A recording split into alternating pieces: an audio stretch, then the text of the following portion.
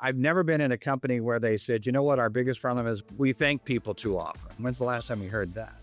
It's typically the opposite. You'll talk to people that have worked at a place for decades and they go, I can't think of a single time a senior manager actually stopped and thanked me for all the hard work I'm doing. And that's a real shame. That's a lost opportunity.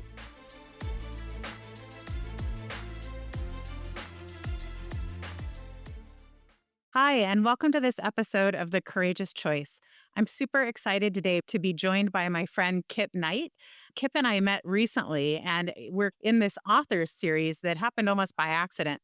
But Kip's the author of Learn to Leap, and I'm really excited to explore that and some really great stories from his career. Kip is an accomplished marketing and management executive with a global footprint. He's worked in over 60 countries and has held senior leadership roles at iconic companies such as PepsiCo, Yum Brands, eBay, and H&R Block. His career began in brand management at Procter & Gamble, and he later served as chief marketing officer at Taco Bell and president of H&R Block. Kip is the founder of CMO Coaches, a national coaching network for senior marketing executives, and serves on the board of NetBase Quid, a leading consumer analytics company. He also founded the U.S. Marketing Communication College, which focuses on teaching communication strategy to U.S. State Department diplomats. He's an accomplished author and the co-author of Crafting Persuasion, a leader's handbook to change minds and influence behavior, and Learn to Leap, how leaders turn risk into opportunities. Kip and his wife, Peggy, reside in Southern California and have been married for over 40 years. They have 2 sons and 2 grandsons, and I'm super honored, Kip, that you took time out of your busy schedule to join us today. Thank you so much for being here. Well, Jamie, it's a real pleasure. Looking forward to our conversation. Thank you. So, Kip and I met and we were at Chapman University, and there were all these synergies as we started diving into the conversation. And I was like, let's continue this. And you were so generous to do that. I read your bio. It's obviously super impressive, but I'd love to hear it in your own words. Maybe share a little bit about your journey and your background with us. Well, I've got one of the weirder career paths that I'm aware of. I counted it up, 8 different categories. I jotted them down here.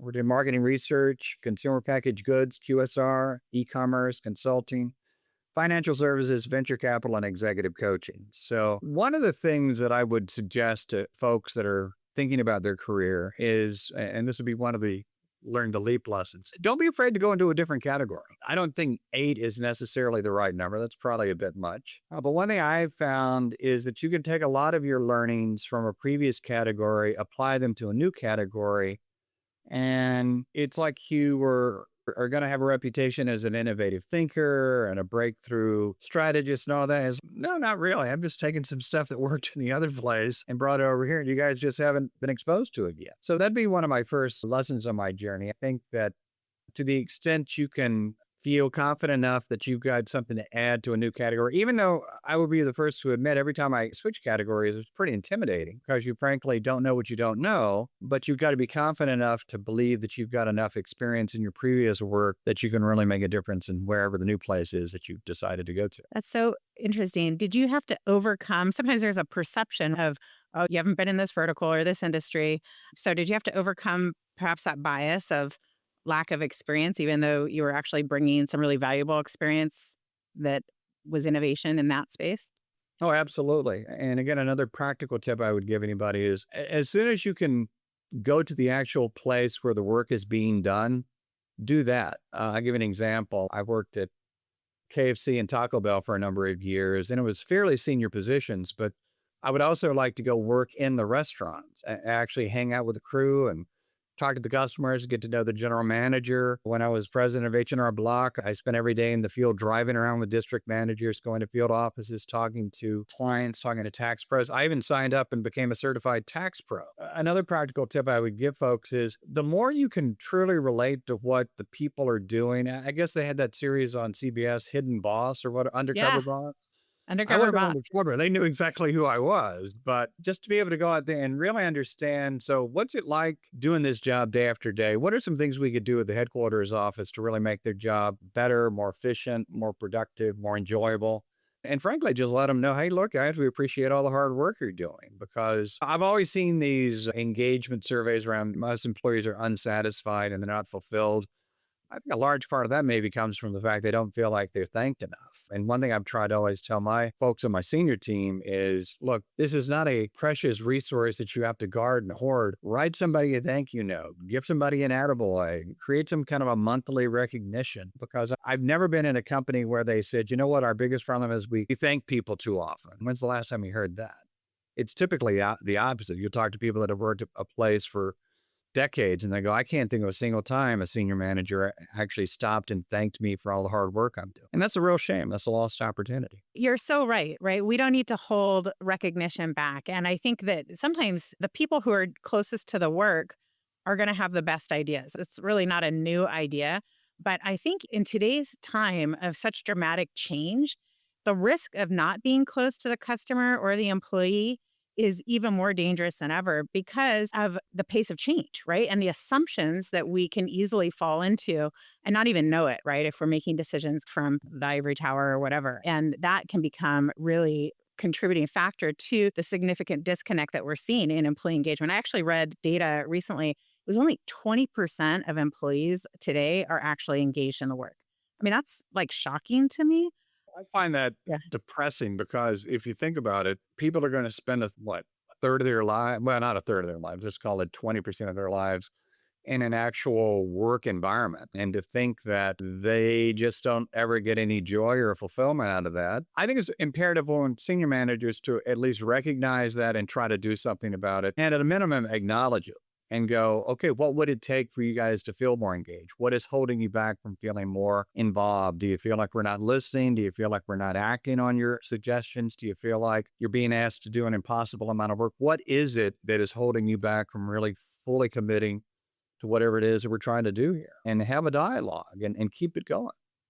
That dialogue is so important. And it's not like any of our playbooks from 20 years ago, if we use it the same way today, is necessarily going to be the answer. So, having that dialogue and conversation to enroll people to in that go forward solution or co-creation of the desired culture that and work environment that they want, I really think that's a formula for success. It's going to lead to different results for every company, but ones that are authentic and resonate with both their employees and their customers. So, we started this podcast about courage and the courageous choice. And so, I wanted to ask you, what does courage mean to you? I think courage is the willingness to say no when everybody else wants to say yes. I was just listening to a podcast the other day. I think it was Peter Thiel's question about what is an opinion that you hold strongly that a lot of other people would disagree with or might not be willing to support. Let me give you an example of what I'll call practical courage when I was at eBay. We guaranteed up to $200 to a buyer. And this is in the early days of eBay. And I really wanted to push that as far as I could. And I was doing the math with the trust and safety folks. And I finally figured we could probably guarantee the entire amount. It would take a little bit more financial risk, but the marketing possibilities of that were enormous. And my boss at the time absolutely refused and didn't want to do it. And I would bring it up in these staff meetings periodically and frankly get yelled at, but I kept after it. And then finally, one day he said, you know what? You're right. We are going to do that. And I want to compliment you on being persistent and courageous in the face of everybody else saying, don't do it. It's the right thing to do for the consumers that we're going to do that. I would define it as if you believe strongly it's the right thing to do and there are some logical and financial reasons to support you, don't be intimidated by all the naysayers, the people that go, we can't do it or we won't do it. Stick with it because at a minimum, your brand is going to be seen as something that people want to support as opposed to the worst kind of people, which are suck ups. They just say yes for the sake of getting along with everybody, but you don't really know where they stand on anything. Take a stand. Take a stand. I noticed that courage is like the first chapter in your book. And in my book, one of the first things, or one of the stories I share is about a leader who kind of had dual reporting to a CEO and a functional leader, and they didn't get along, right? And so she was trying to kind of please both. And it's a no win situation because then they both kind of start to think like you don't have your own opinion. And so you're to your point about take a stand. I think that definitely can be a demonstration of leadership courage. But I can imagine, Kip, in your career, stepping into that space and being either the naysayer or the contrarian or the one who with persistent with an idea that people weren't buying into. Sometimes that's not always valued in the same way. It sounds like you weren't afraid, you weren't concerned that people were going to label you as annoying or something else.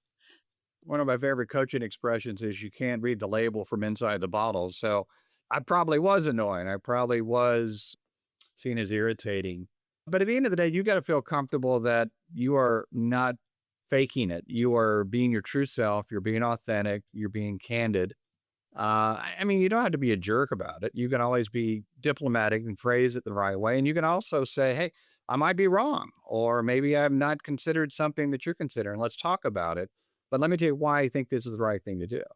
Because again, if you're a leader and you've got a bunch of people that work for you that just automatically agree with everything you ever propose, that's not much of a team. Frankly, you don't really need those people because they're just going to reinforce maybe your bad decision to begin with. What I want, in fact, the same boss I had, his mantra, and it's one of my favorite management mantras, is disagree and commit. His philosophy was when we're in these team meetings, I want you to robustly argue for your point of view. But in a democracy, when I make the decision, I expect everybody to line up behind it. And if you walk out of this room and do any money quarterbacking or second guessing, I will not be a happy camper. And so that was the game. Disagree and commit. And I would certainly suggest to any leader, you want to have the same type of culture on your own team. So people feel comfortable expressing a different point of view, but they also know there comes a time where you've got to back the decision. Absolutely. Creating that space for constructive debate and hearing everybody's ideas. And then once we get aligned, we're one team and we're going forward at that. Yeah. Exactly. You've had such really cool work experiences across some really big brands. I was hoping maybe you'd share some stories with us, whether either yourself making a courageous decision or ones that you were part of where other leaders did so to make a significant change. And I know you're a great storyteller, so maybe you'd share some with us. Well, the book has got a lot of them in there. You probably read a few of these, but I'll share a few. The first involves bullies at work, which is one of my pet peeves. I hate bullying. As a kid, I was bullied growing up. I see it in the workplace way too often. So I had a situation when I was a proctor and I had a boss who was just, he's a mean guy, just a very nasty personality, a real bully, physically intimidating as well. And one day he came into my office, slammed the door, and said, I've been thinking and I've decided this company is not big enough for me and you. And so I waited a second and I looked at him and said, I'm really sorry to hear that. When do you leave? And he really got angry then. And I just told him, I said, look, I think I'm actually doing a pretty good job here. If you disagree, that's your prerogative. But if you think I'm just going to leave here with my tail between my legs and whimper around, forget it. If you want to fight, let's fight. And politically, the smart thing that I did is I got the other three people that reported to him. And I said, okay, look, I'm dead man walking unless you guys can back me up and let senior management know just what an absolute jerk this guy is. And to my eternal gratitude, they said, you're right. If we don't stop him now, he's coming after all of us. So we banded together and it took a while, but he got fired, which I would give P&G a lot of credit for trying to make sure they did the right thing. And it wasn't just based on rank. So that took a lot of courage. But one way to make a courageous decision is to go, well, what have I got to lose? Also due to necessity. I was due to graduate with my MBA in 2 weeks. I was told by my boss at the place I was working that, surprise, surprise, there was not a place for me to work at the company after I graduated. Again, a really weak manager. And I've learned more from my bad bosses than my good ones. And she was one of the worst. And so through a series of, I'm going to call them coincidences and miracles, I walked in off the street into an American Marketing Association meeting, happened to sit down next to two people from Procter and Gamble who were nice enough to take me under the wing, get me into the interviewing process, and ultimately got me a job there. And to the best of my knowledge, I'm the only one that's ever walked in off the street and gotten a job at Procter and Gamble in brand management. Now, that took a lot of courage, but again, I would tell all your listeners, what have you got to lose? Because I was going to be out of work in 2 weeks anyway. Man up, just give it your best shot. And sometimes things work out and you live happily ever after. And I've obviously had some disappointments and some setbacks as anybody has in their career. But the one thing I never wanted to do was to sit it out and go, oh, what's the use? Life is unfair. I got a bad brain. Hell no, you fight to the end. One of my favorite Churchill quotes is, if you're going through hell, keep going. I've been in some tough spots, as everybody. I've been through reorgs, I've been fired, I've been in businesses that failed, but on every one of them, one of the leadership principles is you got to remember people are looking at you as the leader for constant clues. And it's not just what you say, it's your body language, it's your emotional state, it's your willingness to, to lean in and give an extra effort where everybody else is exhausted.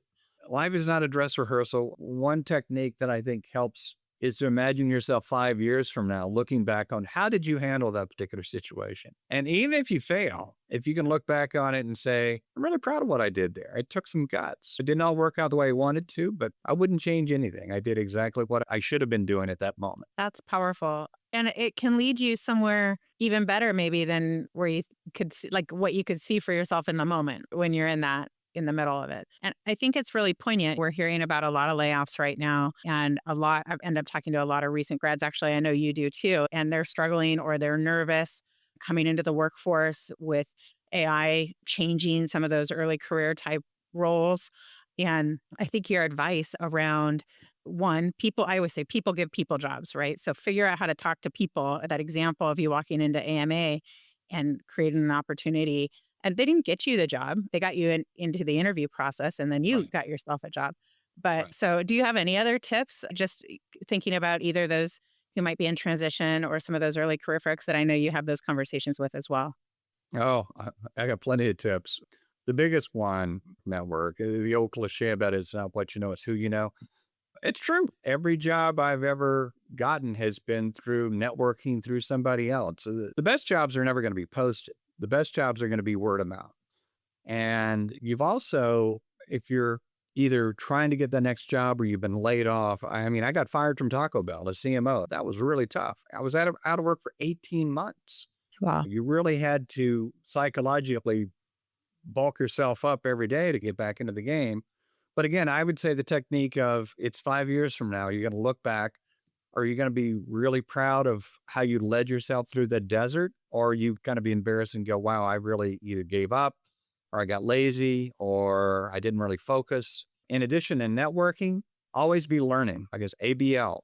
Speaking of AI, I am taking as many online courses as I can on AI, not because I have to, but because I want to. And I've learned when I was at eBay, things are never going to slow down. The worst version of AI is the one that we have today. The version of AI in 5 years is probably going to blow our minds. And I don't want to be surprised when it happens. I want to be on the cutting edge of going, okay, so how do we leverage that? How do we get in front of this? How do we get people to utilize this? Because I do think there's going to be some massive disruption in terms of current roles. But as with every technical revolution, out of that debris, you're going to have a lot of exciting new roles come out of that. So I would encourage people to start studying those and seeing what is it that I can prepare myself and position myself for when this technology really gets to the point of being pragmatic and it's starting to hit the S curve and going back up and being embraced by a lot of people. Because if you can say, hey, I got there first, or I know how to do this, and other people are just now waking up to it, it's a huge competitive edge. So always be learning and always be networking. I love it. ABL. It's true. And figuring out how it's working today, people who are understanding that are going to be able to see where those opportunities lie and innovate and maybe be disruptors themselves, right? Rather than the lag of just trying to catch up with everyone else. So I think that advice is really great. But you talk about risk also in your book. And it sounds like, in your career, there might be a theme around that being the disruptor. And that's really valuable, even if people don't always like it. But risk in general, when you think about leaders and taking risk, is there any specific story you'd want to share around that you've observed or experienced? Well, sure. Let's first of all define what risk is. I think Colin Powell was, if you wait for everything to be known that's knowable and it's got to be 100% probability, it's too late. He said, once it gets to 70%, I'm willing to go for it. And so when I was at PepsiCo and later with Yum Brands, I opened up, I think at least a dozen markets for KFC. Now that's a risk because literally you're going to a place where In some cases, the whole fast food category does not exist. And there's tremendous amounts of capital that you're going to be deploying. There's a lot of commitments you're making in terms of training, in terms of signing legal agreements and all that. But again, I figured the probability of success was at least 70% in all these markets. Every single market I opened up was successful. Some of them were incredibly successful. And as you look back over your career, I would argue that the things you're going to be the most proud of are the things that are going to be the riskiest. And not, and again, I'm going to express a bias here. I think crypto is an unnecessary risk myself. I wouldn't do it. I think it's too risky. But on the other hand, if I could get into a place where you could build something to last and it could grow over time and could be something that people said, oh, wow, you were the guy that started all this. That to me is about as good as it gets in terms of feeling a sense of accomplishment and a feeling of if it hadn't been for me, it probably would have happened. It just wouldn't have happened that soon or wouldn't have happened as well as it did. So be a pioneer, be willing to go out there. And the greatest enjoyment I've gotten out of anything I've done in my job is when people go, nah, you can't do that, or that's impossible, or nobody's ever done that.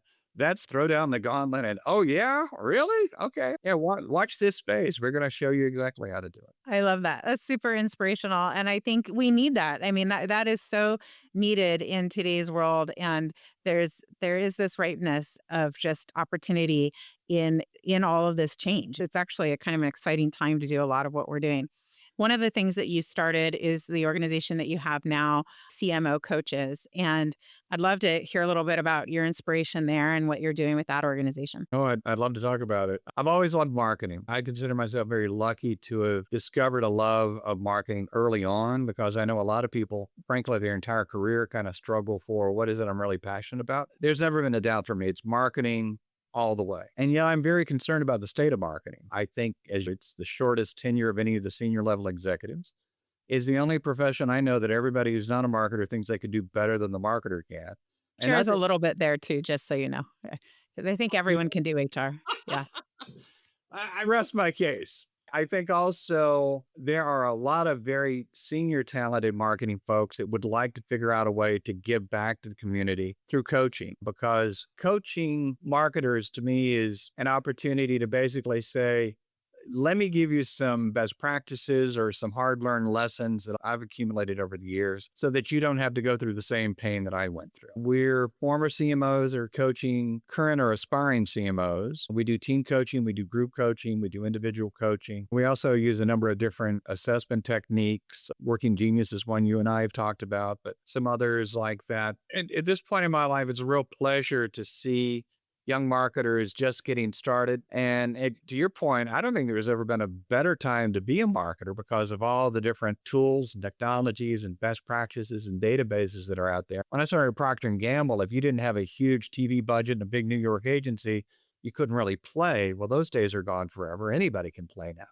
But the game is a lot more rapid, a lot more complicated, a lot more fast paced. But for those who are up for the challenge, I think there's never been a time to be in marketing. And that's what I want to help people understand and succeed at. It's exciting. And I think it's an opportunity you and the people that are a part of your organization bring this really incredible level of expertise and experience that previously really wasn't available unless you were working with a large agency or could afford high power kind of CMO. And so when we think about how companies are starting to leverage fractional talent or coaching talent to really increase their organizational capabilities, I think it's pretty interesting. What's your perspective and what have you observed around how organizations are learning to really leverage the experience and expertise that you bring? I'll be candid. I was a bit skeptical at first that fractional could work because, frankly, I've never worked with a fractional executive before. And I also was wondering, in terms of long-term incentives and short-term employment, how would that line up? But I've seen a lot of examples in which it's the best thing a company could ever do for a couple of reasons. First of all, a fully loaded CMO, as you can be anywhere from $300 to $500,000. And for a lot of startups, that's not going to work. So it makes it such that a startup can afford experienced talent. It also, in some cases, is what I'll call a try before you buy. I've known a number of fractionals that the company loved them so much and and they loved the company that they just became long-term employees after that. And the other piece of it, I would argue that it creates a higher level of accountability because among a lot of the fractionals that I know, they work in sprints like a quarter at a time. And they know that for this quarter, I've got to deliver blank. And you know what? If you don't deliver it, that's probably the end of you at that particular company. So I see people much more focused on delivering what they've been hired to do and brings a certain sense of urgency and focus that perhaps you don't have if you're in a longer term relationship with the company. I like that. So it's one, it's elastic from a cost perspective, and it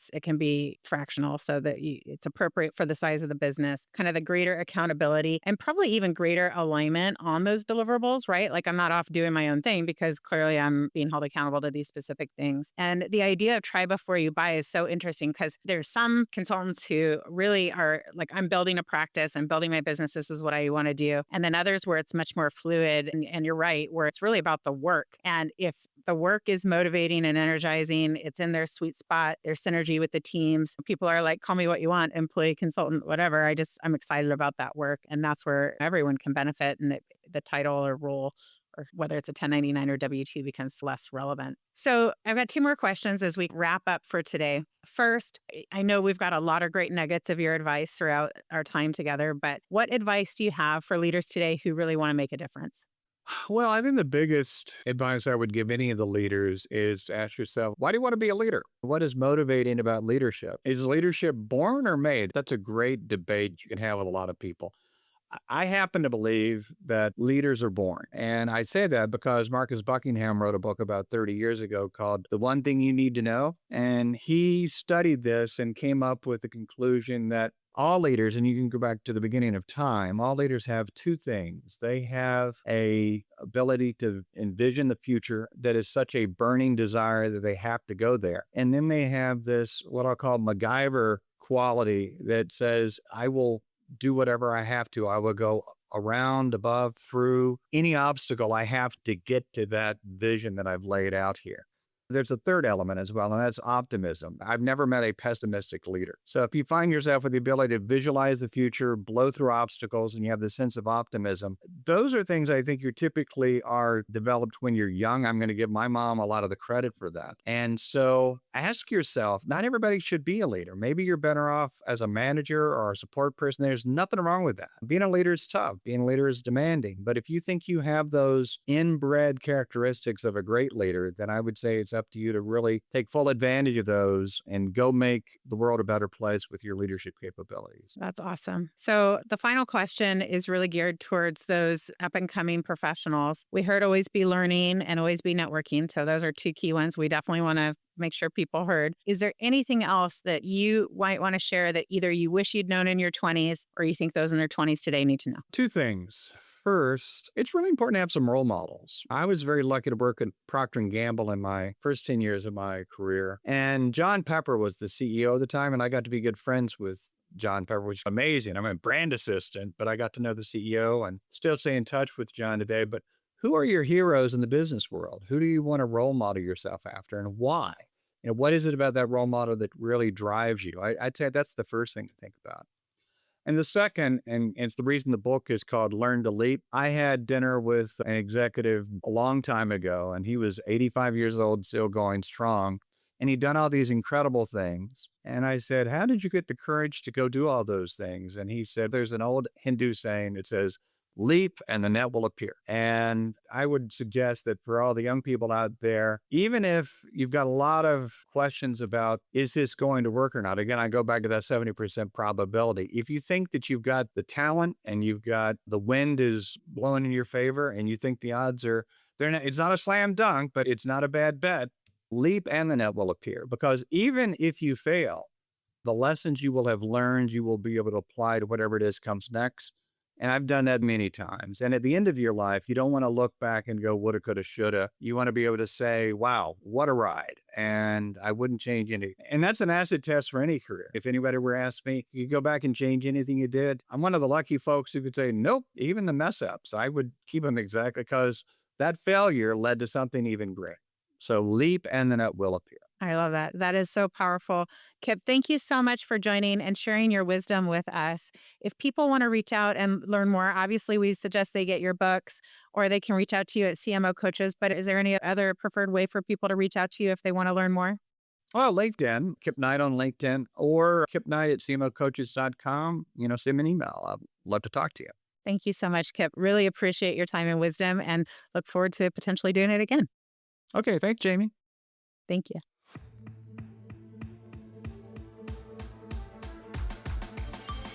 Thank you for listening to The Courageous Choice. If you enjoyed this episode, please leave a 5-star review to help get the word out about the podcast. And don't forget to subscribe so you don't miss out on any of our future conversations. If you'd like to know more about gig talent, please visit gigtalentagency.com or email us at podcast@gigtalentagency.com. See you in the next episode.